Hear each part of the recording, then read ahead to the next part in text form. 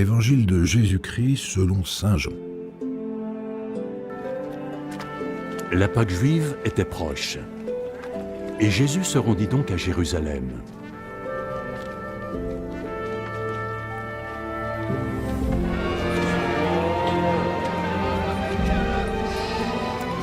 Là, dans le temple, il trouva des gens qui vendaient des bœufs, des moutons et des pigeons, ainsi que des changeurs d'argent, assis à leur table.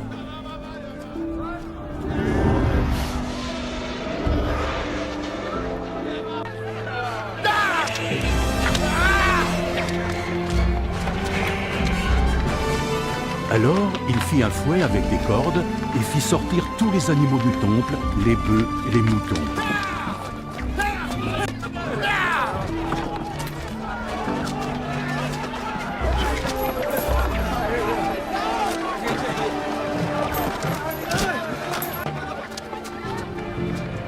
Il retourna les tables des changeurs d'argent et dispersa leurs pièces de monnaie.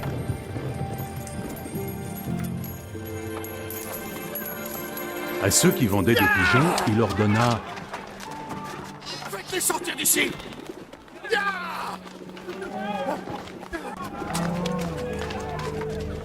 Arrêtez de prendre la maison de mon père pour un lieu de commerce. Ses disciples se souvinrent que les Écritures disaient « Mon dévouement à ta maison, mon Dieu, se consume en moi comme un feu. » Les hauts responsables juifs vinrent lui poser cette question. Dis-nous, quel miracle peux-tu accomplir pour justifier ton droit à faire tout cela? Détruisez ce temple, et en 3 jours je l'aurai reconstruit. Tu dis pouvoir le reconstruire en 3 jours. Il nous a fallu 46 années pour bâtir ce temple. Mais le temple dont parlait Jésus, c'était son corps.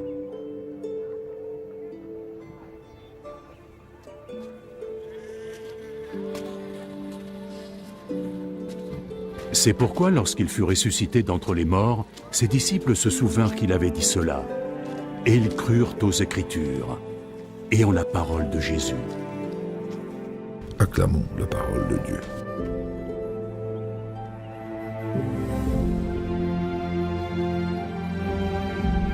La fête de la dédicace de la basilique du Latran nous donne l'occasion de nous rappeler que c'est parce qu'il est nommé évêque de Rome, dont le siège épiscopal est dans la basilique de Saint-Jean du Latran, que celui qui est ainsi nommé devient pape, successeur de l'apôtre Pierre, Rome étant considérée comme la première église d'Occident. Cela dit, l'Évangile nous invite à nous tourner non pas vers des temples et des sanctuaires de pierre, si beaux soient-ils, mais bien vers le seul temple véritable, qui est le Christ. Oui, ne nous trompons pas de signe.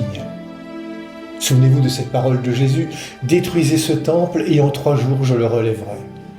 Jésus ne parle pas du temple de Jérusalem, mais de sa propre vie, de sa propre chair. Oui, Jésus sera mis à mort et 3 jours après sera relevé d'entre les morts, il sera ressuscité.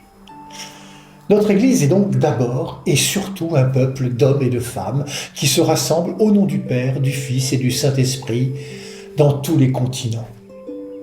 Le temple de Jérusalem était le signe de la présence de Dieu à son peuple. C'est pourquoi Jésus souhaite qu'il soit respecté.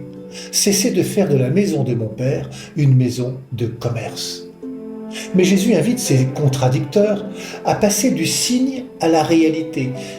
La véritable présence de Dieu dans l'humanité, le véritable temple de Dieu, ce n'est pas un bâtiment de pierre, si prestigieux soit-il, c'est le Christ lui-même. Qui me voit, dit Jésus, voit le Père. Le Père et moi, nous sommes un. Par le baptême et la confirmation, nous devenons Christ, temple de l'Esprit Saint. J'aime cette parole que le célébrant du baptême prononce au moment où l'on vêtit le baptisé du vêtement blanc.